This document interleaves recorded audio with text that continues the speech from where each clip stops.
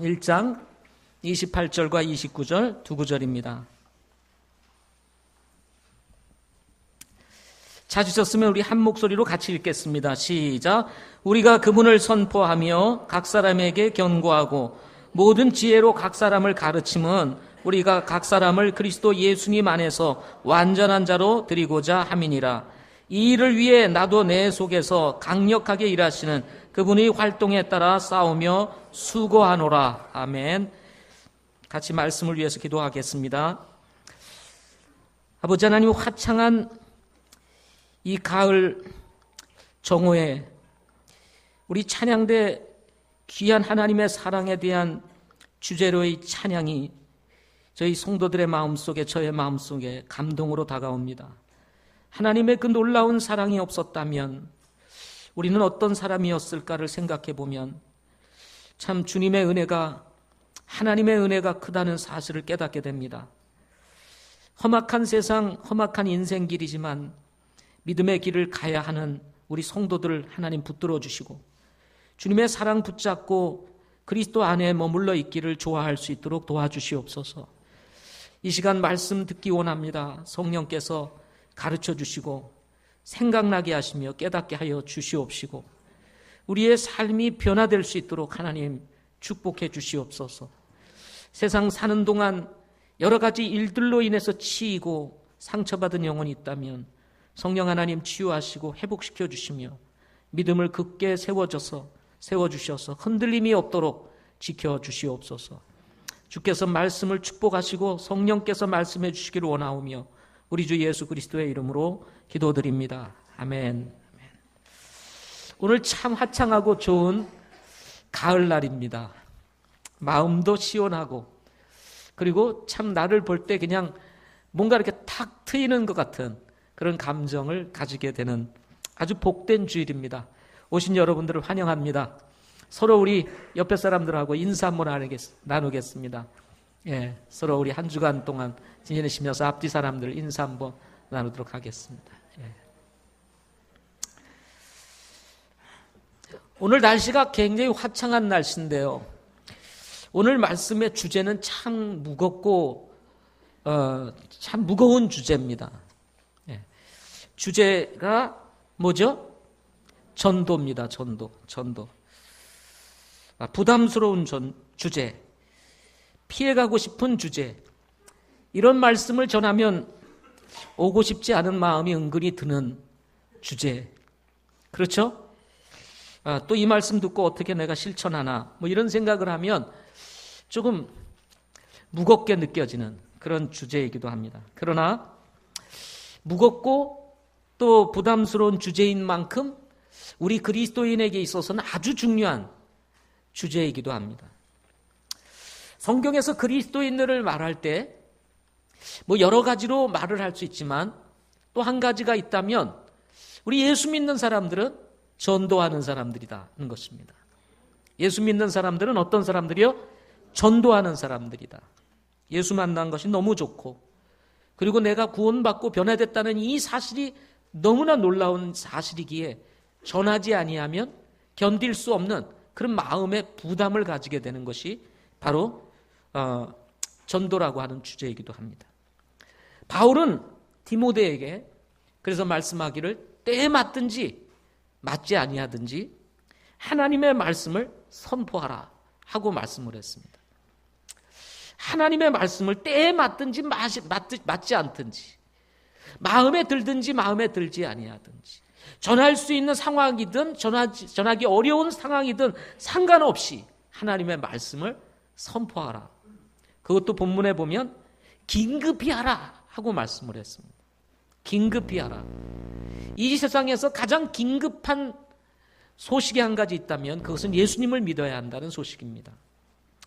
에베소서 2장 10절에서는 성도들을 일컬어서 하나님의 작품이라고 말씀하시면서 하나님의 작품인 성도들이 가져야 될 행위가 하나 있는데 그것은 선한 행위다라고 말씀을 했습니다.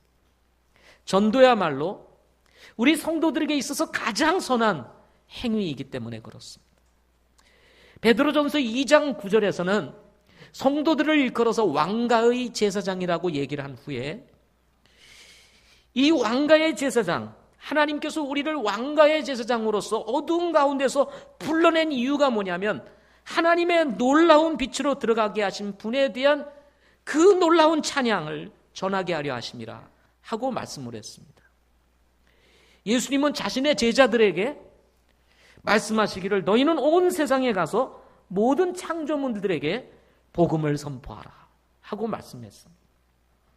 지상사명이라고 말씀하고 있는 마태복음 28장 19절 20절에서도 너희는 가서 모든 민족들을 가르치라 라고 말씀을 했는데 이 가르치라는 말씀은 제자를 삼는다는 의미를 내포하고 있습니다. 따라서 제자를 삼기 위해서 가장 먼저 선행되어야 될 것이 뭐냐면 복음을 전해서 영혼을 구령하는 것입니다. 그래서 제자 삼는 사역에 있어서의 중요한 것은 전도를 통해서 영혼을 구령하는 것입니다. 하늘의 왕국과 지옥이라고 하는 갈림길에 서 있는 사람들의 운명만큼 심각한 문제는 없다는 생각을 가지게 됩니다. 사람들이 어떻게 생각하든 상관없이 이 하나님의 왕국과 지옥, 이 두 사이에 서 있는 이 수많은 영혼들에게 필요한 것이 과연 무엇일까?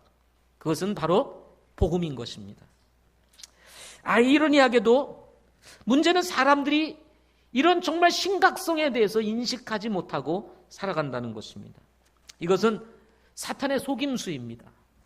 정말 중요한 것을 중요하다고 생각하지 못하고 중요하지 않은 것을 마치 중요한 것처럼 생각하게 만드는 것은 전적으로 사탄의 속임수입니다. 사단은 공중의 권세를 잡은 자로 세상을 지배하고 통치하면서 이 세상의 시스템을 하나님 중심이 아니라 사람 중심으로 바꾸어 놓았습니다. 결과 인본주의로 포장된 세상에서는 하나님께서 자신을 사랑하는 자들을 위해서 예비해 놓으신 것들, 이 놀라운 복음의 소식들이 가려져 있다는 것입니다. 그래서 고린도전서 2장 9절 말씀에 보면 하나님께서 자신을 사랑하는 자들을 위해서 예비해 놓으신 것을 눈으로도 귀로도 마음으로도 알 수가 없다. 이렇게 이야기를 했습니다. 이것이 바로 오늘날 사람들이 살아가는 영적인 상태라고 말할 수가 있습니다. 영적인 어두움 속에 갇혀서 빛을 보지 못하는 것입니다. 그러면 어떻게 할 수 있을까? 그것은 영적인 어두움에서 벗어날 수 있는 유일한 길은 예수님을 믿는 것입니다. 예수님을 믿는 것입니다. 이때 이 과정을 통해서 필요한 것이 뭐냐면 전도요, 또 영혼 구령이라고 할 수가 있습니다. 따라서 하나님께서는 오늘 본문을 통해서 우리가 그분을 선포하며 라고 말씀하고 있습니다. 우리가 그분을 선포하라고 말씀하고 있습니다. 그리고 각 사람에게 경고하고 모든 지혜로 각 사람을 가르치면 우리가 각 사람을 그리스도 예수님 안에서 완전한 자로 드리기 위함이라고 말씀을 했습니다. 사도 바울은 이를 위해서 자신의 모든 것을 동원하여 힘썼다, 수고하노라 라고 말씀하고 있습니다. 하늘의 왕국과 지옥이라고 하는 갈림길에 서 있는 사람들에게 유일한 희망이 무엇일까요? 시간일까요? 바쁜 세상에 시간이 필요한 거죠. 시간. 어느덧 세월이 지나고 시간이 지나다 보면 나이는 들고 이루지 못한 사실들을 바라보면서 다시 나에게 시간이 주어진다면 이렇게 살아볼 텐데 시간이 아쉽습니까? 우리의 인생의 소망이 뭘까요? 시간일까요? 아무리 시간이 주어진다 할지라도 시간이라고 하는 것은 때가 지나가면 지나가는 것입니다. 지나가는 것입니다. 그런가 하면 여러분 물질일까요? 늘 부족하게 사는 삶을 바라보면서 좀 넉넉하게 살고 싶은, 풍요롭게 살고 싶은, 마음껏 쓰면서도 가지고 싶은 이런 마음이 우리에게 있지 않습니까? 그러다 보니 마치 물질이 희망인 것처럼, 물질이 소망인 것처럼 우리가 살아가고 있지는 않습니까? 그러나 물질도 결국은 때가 되면 사라진다는 것입니다. 때로는 우리에게 안전한 자리가 필요할지도 모릅니다. 사람들이 인정하는 자리, 나의 삶을 보장해 줄 수 있는 자리, 그러나 이러한 자리도 때가 되면 내려와야 한다는 것입니다. 여기에 죽음은 반드시 찾아오는 것이라고 한다면 남은 것은 어느 날 하나님 앞에 서는 것입니다. 하나님 앞에 서는 것. 디모데후서 4장 1절에 보면 그러므로 내가 하나님 앞과 주 예수 그리스도 앞에서 곧 친히 나타나실 때에 자신의 왕국에서 산 자와 죽은 자를 심판하실 분 앞에서 내게 명하노니 말씀을 선포하라 하고 말합니다. 자신의 왕국에서 산 자와 죽은 자를 심판하실 분 앞에 우리는 언젠가는 서게 되는 것입니다. 예수 믿는 사람도 언젠가는 하나님 앞에 서게 되고 예수님을 믿지 않는 사람들도 언젠가는 하나님 앞에 서게 됩니다. 무엇을 위해서요? 심판을 위해서. 우리가 어떻게 살았느냐에 대해서 반드시 하나님은 심판하실 분이라고 말씀하고 있습니다. 이러한 영적 상황을 앞에 두고 바울은 디모데에게 말씀을 선포하라. 이 땅에 사는 사람들에게 정말 중요한 것은 살아있는 하나님의 말씀, 영혼을 살리는 생명력 있는 하나님의 말씀을 선포하는 것이야말로 가장 유일한 희망이기 때문에 그렇습니다.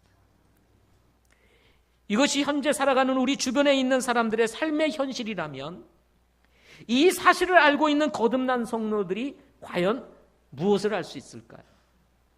수없이 많은 사람들이 저 지옥을 향해서 달려가고 있는 이 영적 상황 속에서 거듭난 성도들, 천국이 무엇인지를 알고 하나님의 왕국이 무엇인지를 알고 죽음 이후에 어떠한 삶이 우리에게 펼쳐질지를 알고 있는 우리 성도들이 과연 무엇을 해야 될까요? 그것은 아마도 전도일 것입니다. 잃어버린 영혼을 찾아 구원하고자 하는 이것만큼 긴급한 일이 어디에 있겠습니까? 오늘 본문에는 이 전도를 앞에 두고 중요한 질문 3가지를 하고 있습니다. 이 3가지에 대한 질문에 대한 답을 오늘 본문에서 주고 있습니다. 첫째 질문은 누가 전도해야 하나 하는 것입니다. 답은 우리가입니다. 답은 뭐라고요?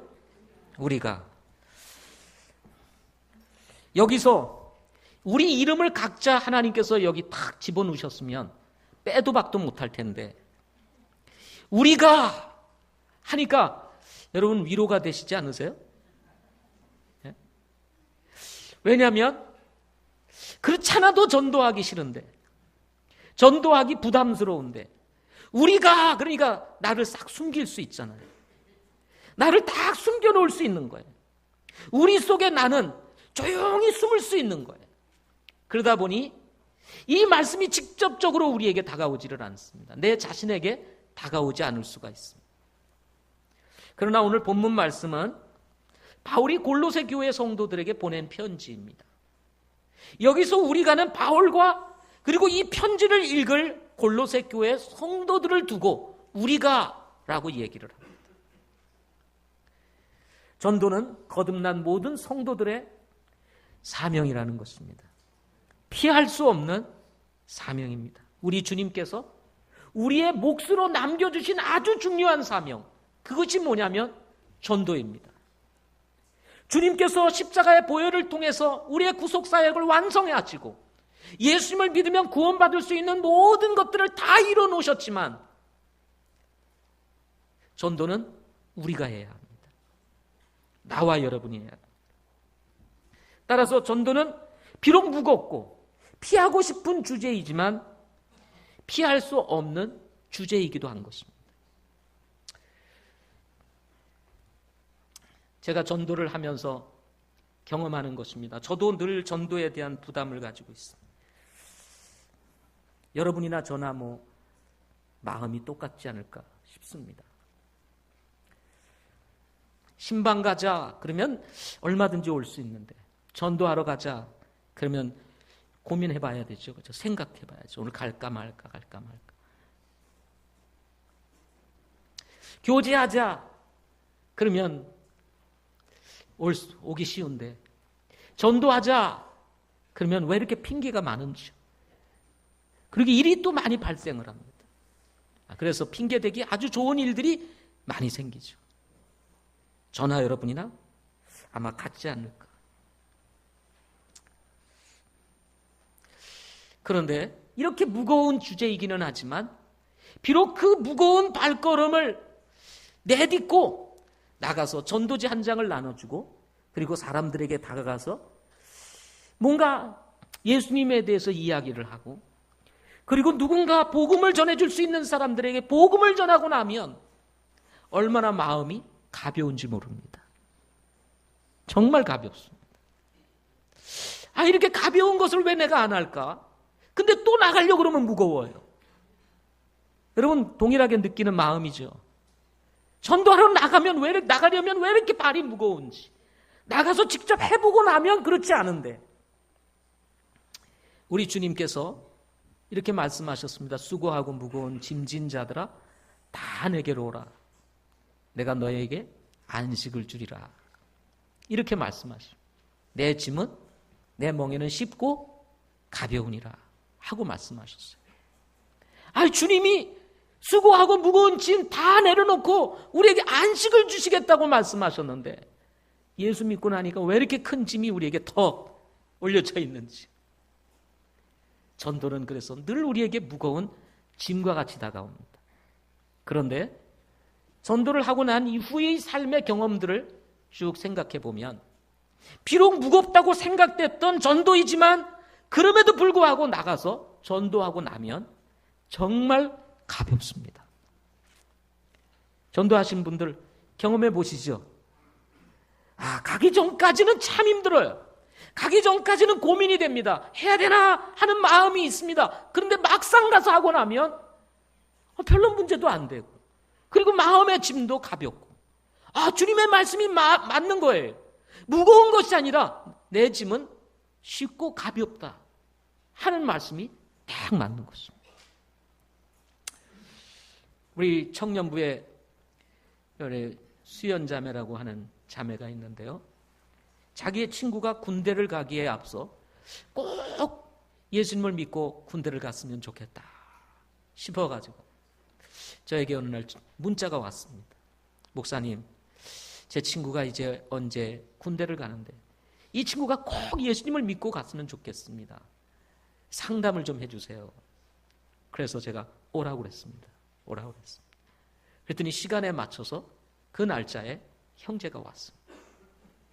그래서 제가 이 처음 만나는 사람 더군다나 목사 앞에 나오니 얼마나 부담스러워요. 전도사님들이나 그때는 전도사님들이었으니까 전도사님 찾아가면 덜 부담스러울 텐데 저를 찾아왔으니 얼마나 부담스러워요. 그럼 목회자는 그냥 부담스럽잖아요. 그냥 그 자체가. 그렇죠? 그래서 제 옆에 잘 안 앉아요. 사람들이 부담스러운 거예요. 애들이고 누구고 다 피해서 앉습니다. 그런 존재예요. 그래서 저에게 상담을 받으러 오니 얼마나 부담스럽겠어요. 그래서 제가 얘기하기를 나한테 왔으니 얼마나 부담스럽지 그랬더니 네 그러더라고요. 그러면서 차근차근 접근을 해서 복음을 전했습니다. 형제가 예수 그리스도를 개인의 구주로 주님으로 영접하고 구원을 받았습니다. 가면서 목사님 감사합니다 하고 가더라고요. 제 마음에 그 구령 상담 이후에 형제가 기뻐하고 돌아가는 모습을 보면서 얼마나 마음에 자유함이 있는지, 얼마나 시원한지, 그리고 영혼을 구령했다는 어떤 그 감동과 기쁨, 하나님이 나를 통해서 영혼을 구원할 수 있도록 해주셨다는 이 사실이 얼마나 감사한지. 사람이 살아가면서 기쁜 일들이 참 많은데요. 그 중에 하나가 결혼한 후에 이제 첫 아이를 낳고 둘째 아이를 낳고 셋째 아이를 낳고 아이를 낳을 때가 그렇게 기쁘다고 합니다. 여러분 동의하세요? 결혼하신 분들? 아무도 동의를 안 하시네. 아이를 낳을 때 여러분 기쁘지 않으세요? 대답 좀 하세요. 정말 기쁘지 않습니까? 그런데 저의 경험을 보게 되면 여러분은 기쁘셨는지 대답을 안 하신 거 보니까 저랑 비슷한 것 같습니다. 경험이. 제가 첫 아이를 딱 낳았는데요. 뭐 제가 몇 번 얘기를 했습니다만 저는 늘 아들을 위해서 기도했습니다. 그런데 그래서 뭐 아들 이런 거 구분도 안 했어요. 뭐 의사한테 뭐 딸입니까 아들입니까 물어보지도 않고 저는 하나님을 신뢰합니다. 그러면서 하나님 믿습니다. 그리고 청년 시절부터 아들을 위해서 기도했어요. 하나님 아들. 이유와 목적이 있었습니다. 그런데 하나님의 생각은 내 생각과 달라. 네, 딸을 주셨습니다. 이경희 씨 보호자 그래서 나갔더니 딸을 낳습니다 하고 간호사가 이렇게 딸을 안고 딱 나오더라고요. 앉는데 보니까 딸이라 좋다 이거예요. 아들이 아닌데 딸이라고 하니까 뭐 좋다 이거예요. 내 자녀니까. 그런데 이 아이가 얼굴을 딱 보는 순간 제가 황당한 것이 뭐냐면 11시간 동안을 진통하면서 나오다 보니까 이 머리가 길쭉하게 나온 거예요. 네. 그때는 제가 경험이 없었기 때문에 이 길쭉한 머리가 안 들어갈 거라고 생각을 한 거예요. 그러니까 제 마음속에 어떻게 되겠습니까? 기쁨은 둘째치고 근심과 걱정이 그리고 뭔가 어떤 말할 수 없는 뭔가가 내 마음을 딱 사로잡는 거예요. 떡 먹다 걸린 것처럼. 어떡하나. 그래서 제 경험으로는 자식을 낳을 때 다 기쁜 거는 아니구나. 그 순간 상황들. 물론 제가 이제 일주일 후에 친정 가가지고 몸조리를 하고 있는 아내를 찾아갔을 때 일주일 후에 가보니까 아이의 머리가 다시 정상으로 딱 돌아와 있는 거예요. 완전히 도깨비 같았더니 머리가 정상으로 딱 돌아와 있는데 그게 얼마나 이쁜지. 예.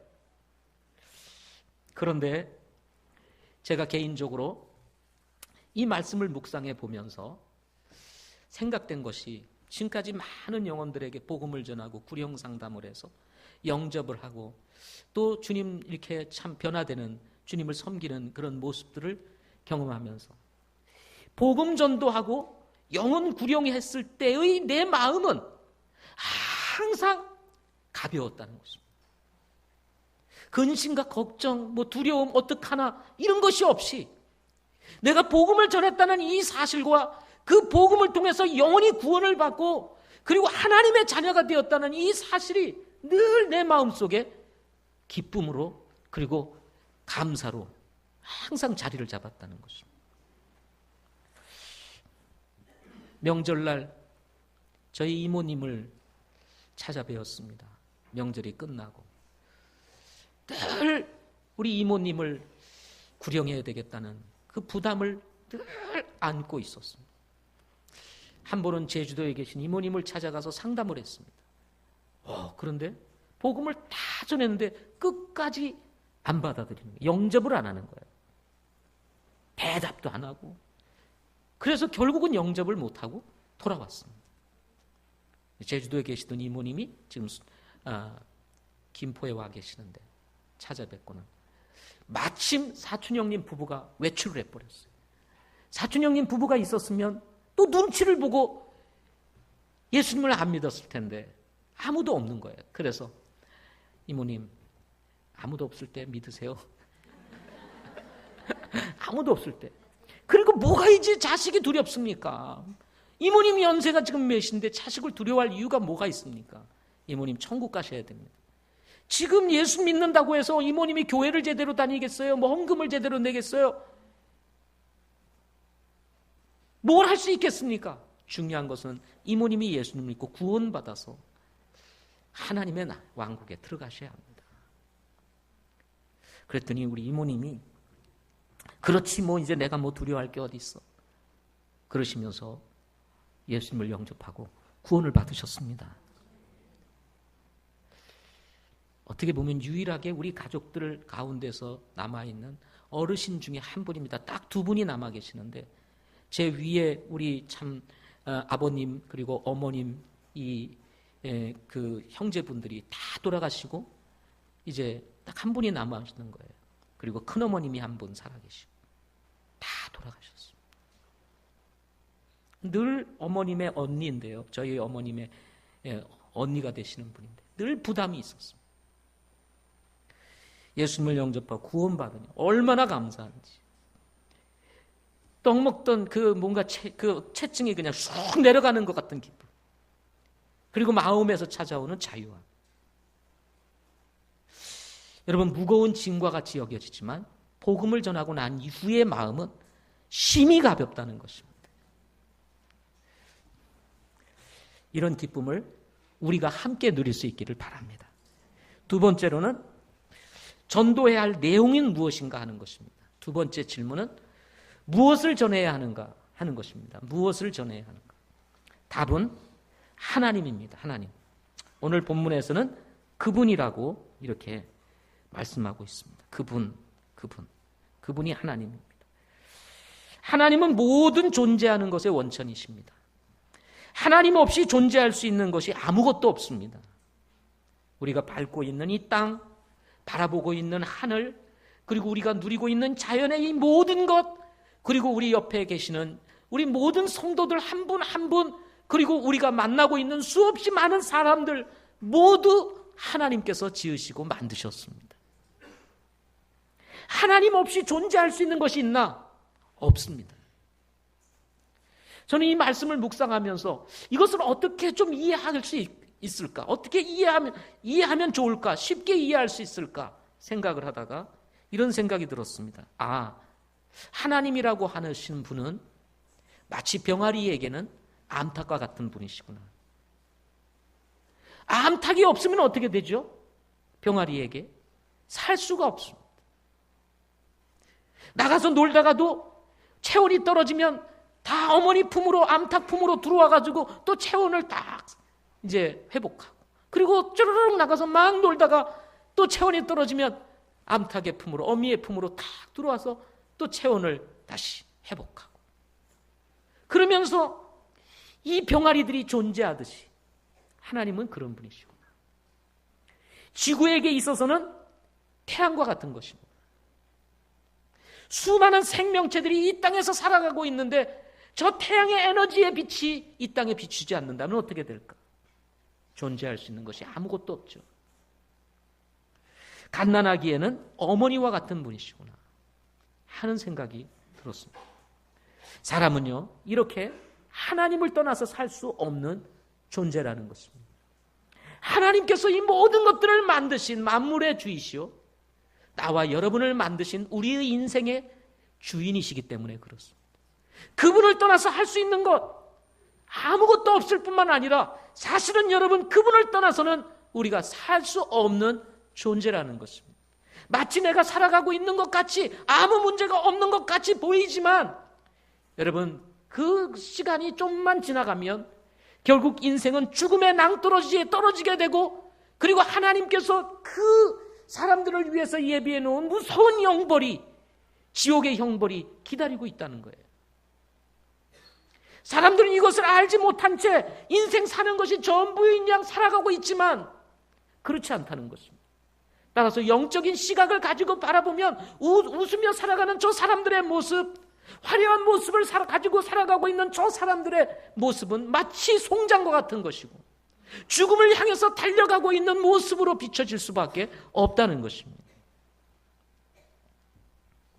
암탉을 잃어버린 병아리, 어머니 없는 갓난아기, 태양이 없는 지구, 어떻게 될까요?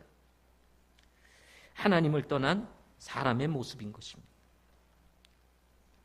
따라서 사람은요, 알든 모르든 하나님께로 돌아가야 합니다.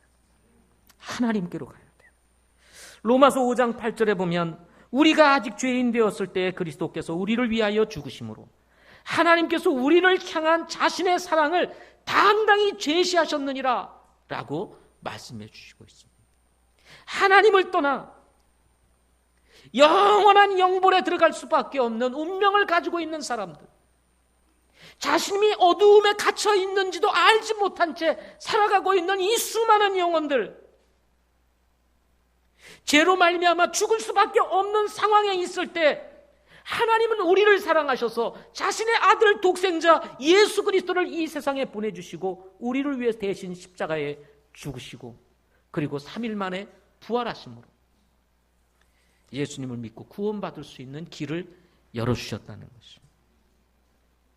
이것을 우리는 복음이라고 말합니다. 복음. 하나님을 모르고 구원받을 수가 없습니다. 따라서 정말 우리 구원받은 성도들, 우리가 만난 하나님, 그분이 어떤 분인지를 전하는 것, 바로 이것이 우리가 전해야 할 내용인 것입니다. 세 번째 질문은 왜 전해야 하나 하는 것입니다. 답은 각 사람을 그리스도 안에서 완전한 자로 드리기 위해서다라고 본문에서 말씀하고 있습니다. 사람은 하나님의 형상을 닮은 유일한 존재입니다. 여러분이 믿든 안 믿든 나와 여러분은 누구를 닮았어요? 하나님을 닮았습니다. 물론 부모님을 닮은 것도 사실입니다. 그러나 원초적으로 하나님께서, 근본적으로 하나님께서 우리를 하나님의 형상대로 지으셨다는 것입니다. 따라서 나와 여러분이 가지고 있는 가치는 절대적 가치를 지니고 있는 거예요. 아멘? 그래서 여러분 열등감에 사로잡혀 있지 마시기를 바랍니다. 네. 여러분은 특별한 사람들입니다. 아멘? 네. 하나님께서 여러분과 나를 사랑하시고 하나님께서 여러분과 나에 대하여 초점을 맞추시고 관심을 가지고 계시는 이유 중에 하나는 나와 여러분이 하나님을 닮았기 때문이라는 것입니다. 믿지 않는 사람들도 마찬가지입니다. 예수 믿는 사람들만이 아니라 하나님께서 믿지 않는 사람에 대해서도 관심을 가지고 계시고 여전히 예수 그리스도의 그 십자가의 능력은 그대로 여전히 나타나고 있는 이유는 그들도 여전히 하나님의 형상대로 지음을 받은 하나님의 사랑의 대상이기 때문에 그렇습니다. 그러나 사람들의 지금의 영적 상태는 어떻습니까? 선악을 알게 하는 나무의 열매를 따먹지 말라고 하시는 하나님의 말씀에 불순종하고 선악을 알게 하는 나무의 열매를 따먹음으로 죄를 범하여 하나님의 형상을 잃어버리게 되었다는 것입니다. 망가지게 된 거예요. 그 결과 사람은 하나님의 그 무서운 진노 아래 지금 머물러 있는 것입니다.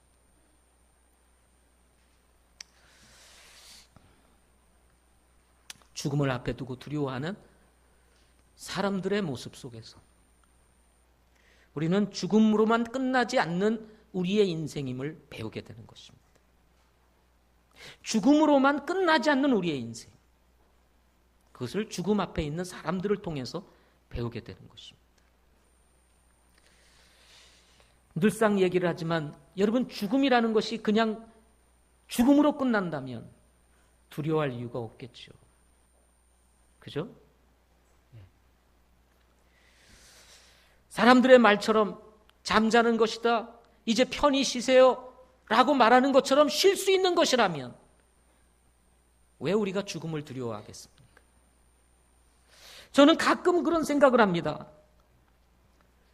고인의 죽음 앞에서 울고 있는 가족들이나 유가족들, 그리고 가까운 사람들의 그 눈물을 바라보면서 진짜 울어야 될 대상은 돌아가신 분이 아니라 살아있는 우리들이다. 돌아가신 분들은 이제는 더 이상 이 땅에서의 고난이 없어요. 어려움도 없습니다. 근데 문제는 뭐냐면 살아있는 분들이 힘들어요. 사는 것이 얼마나 힘듭니까? 돌아가신 분들의 운명은 우리가 이제는 어떻게 할 수가 없어요. 그러나 문제는 살아있는 분들입니다. 인생 사는 것이 얼마나 힘든지, 하루도 그냥 지나가는 일이 없지 않습니까? 왜 이렇게 삶은 꼬이는지, 왜 이렇게 환경의 변화는 많은지, 언제 어떤 일이 일어날지 알 수 없는 상황 속에서 살아가고 있는 우리들의 삶을 한번 들여다보세요. 얼마나 불완전합니까? 그러나 이런 우리들을 하나님은 사랑하신다는 것입니다. 그래서 우리를 구원하시기 위해서 아들 독생자 예수 그리스도를 이 땅에 보내주시고 우리를 위해서 대신 십자가에 돌아가신 것입니다. 왜 그랬을까요?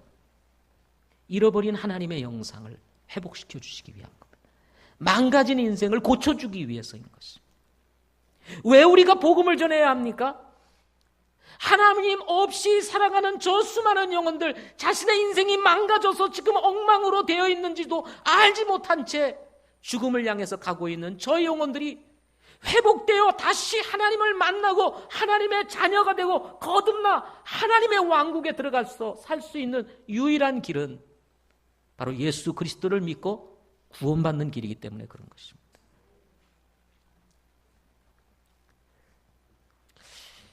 예수 믿고 구원받는 것은요, 값없이 은혜로 정말 공짜로 이루어지는 것입니다.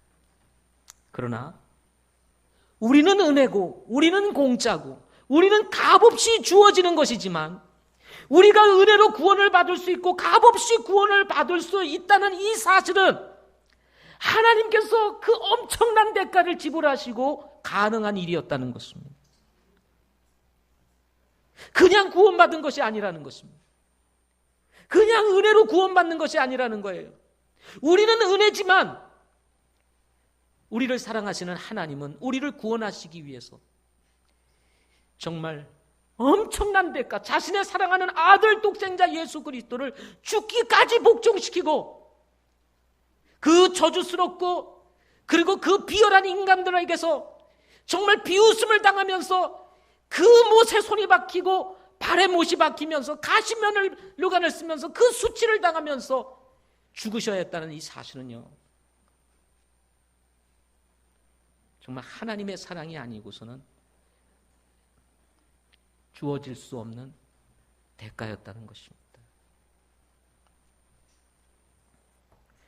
그러므로 여러분, 우리 구원 값싼 구원이 아닙니다. 아멘. 싸구려가 아니에요.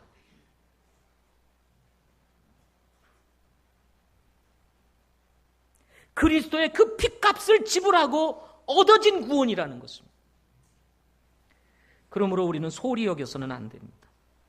감사해야 돼요. 내가 구원받았다는 이 사실, 내가 거듭났다는 사실. 그러나 문제는 아직도 이 사실을 알지 못하고 살아가는 사람들이 있다는 것입니다. 이런 사람들을 구원해내서 한 영혼 한 영혼 잃어버린 하나님의 영상을 회복하여 주님 앞에 나아가도록 우리가 인도하는 것, 이것이야말로 여러분 축복이 아니겠습니까? 감사한 것은 하나님께서 누구나 믿을 수 있도록 쉬운 길을 만들어 놓으셨다는 것입니다. 누구나 믿을 수 있도록 쉬운 길을 만들어 놓으셨어요. 주님이 가신 길은 참으로 힘들고 어려운 길이었습니다. 고난의 길이었어요. 그러나 주님이 가셨던 고난의 길만큼 우리가 예수님을 믿는 것이 어려운 것이 아니라 주님이 그 어려운 고난을 다 감당하셨기 때문에 이제는 누구나 쉽게 예수님을 믿을 수 있도록 길을 내신 거예요. 그래서 연세가 높으신 분도, 아직 지력이 떨어지는 어린 아이들도 복음이라고 하는 것을 누구나 다 이해할 수 있도록 하나님께서 쉽게 길을 내셔서 예수님을 믿고 거듭날 수 있도록 하나님이 인도해 주셨다는 거예요. 얼마나 감사한지 몰라요. 여러분, 불교를 한번 보세요. 해탈의 경지에 올라가가지고, 여러분, 우리가 정말 해탈의 경지에 올라가면 이 세상에 다시 귀족으로 태어나고 좋은 사람으로 다시 태어나고 이런 얘기를 하는데요. 정말 그런 경지에 오르기까지 여러분 생각해 보세요. 집 떠나 가족 떠나 저 산속으로 들어가서 머리 깎고 그 다음에 늘 같은 옷 입고, 그리고 정말 석상 앞에서 늘 나미압을 탑을 한샘보살 목탁 두드리면서 그 외로운 길을 가신다고 생각해 보세요. 그러면서 또 일어나는 수없이 일어나는 번뇌를, 일어나는 거, 이거 자연스럽게 본성에서 일어나는 거를, 그거를 생각하면서 또 두드리면서 그게 사라지나요? 외로울수록 더 일어나는데, 하나님은 그런 길을 우리에게 준 것이 아니고, 누구든지 예수님을 믿기만 하면, 그분을 개인의 구주로 주님으로 영접하기만 하면 구원받을 수 있는 이 놀라운 길을 열어주셨습니다. 얼마나 감사합니까? 아멘? 예. 또 감사한 게 있습니다. 그것은 뭐냐면 누구나 전할 수 있도록 하셨다는 거예요. 누구나 쉽게 전할 수 있도록 하나님께서 길을 열어주셨다는 거예요.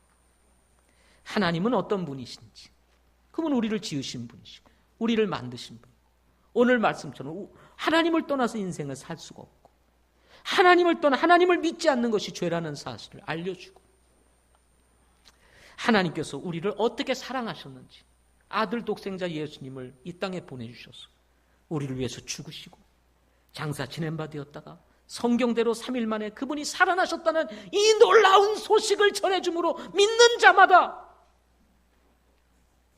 그분을 영접하는 자에게 하나님의 자녀가 되는 권세를 주셨다는 이 놀라운 사실을 간단하게 전해주기만 하면 예수님을 믿고 구원받을 수 있다는 것입니다. 아멘. 어려운 것이 아닙니다. 아주 쉬워요. 여러분이 한 2시간, 3시간만 배우면 누구나 다 이 복음을 전할 수 있는 그런 지식을 가지게 되고 또 복음을 전할 수 있다는 것입니다. 어려운 것이야. 그러니 얼마나 감사해요. 그죠? 우리 여기 있는 학생들도 배우기만 하면 누구에게나 가서 복음을 전할 수 있다는 거예요.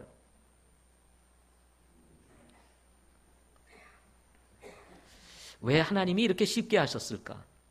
저는 그런 생각이 들었습니다. 아마 핑계치 못하도록 하기 위해서. 어려우면 핑계를 많이 댈 거 아니에요. 그런데 쉽거든요, 사실은.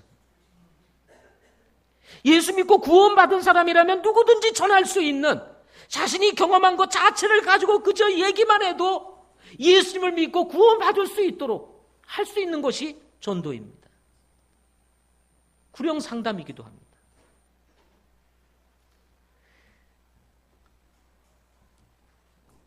누구나 믿을 수 있고 누구나 전할 수 있는 것. 그래서 로마서 1장 20절에는 아무도 변명할 수 없다 그랬습니다. 예수 믿지 않은 사람이 지옥에 갔습니다. 왜 내가 지옥에 와야 됐나요? 변명할 수가, 복음도 듣지 못했는데 하나님은 이미 자연을 통해서 다 얘기해 주고 계시해 주시고 변명할 수 없다는 거예요. 우리 성도들도 마찬가지입니다. 물론 우리가 거듭났기 때문에 우리는 천국 가지만 복음 전할 수 있는 기회에 전하지 아니하고, 여러분 어려워서 힘들어서 못했어요, 믿음이 부족해서 못했어요, 아니라는 거죠. 왜? 쉽게 하나님이 길을 열어놓으셨기 때문에. 사랑하는 성도 여러분, 우리 모두는 이제 성장할 때입니다. 아멘. 성장할 때, 영적으로 성장할 때입니다. 이를 위해서 우선적으로 실천할 것이 무엇일까? 저는 전도라고 믿습니다. 우리의 구원을 다시 한번 되새겨보고, 나를 구원해 주신 주님의 은혜가 어떤 것인지를 한번 새겨보고, 십자가의 그 보혈의 능력이 어떤 것인지, 그것이 나에게 어떤 의미가 있는지를 한번 생각해보면서, 내가 오늘날 어떤 사람이 될 수 있었는지, 내가 오늘 이렇게 예수님 믿고 구원을 받고 믿음 안에서 머물러 있을 수 있었던 것이 하나님의 어떤 은혜가 있었는지를 다시 한번 되새겨보면서, 아직도 주님을 알지 못하는 수많은 영혼들에게 복음을 전할 수 있는 저와 여러분들이 될 수 있기를 바랍니다. 네. 주변에 많이 있잖아요. 함께 나가서 남이 아닌 내가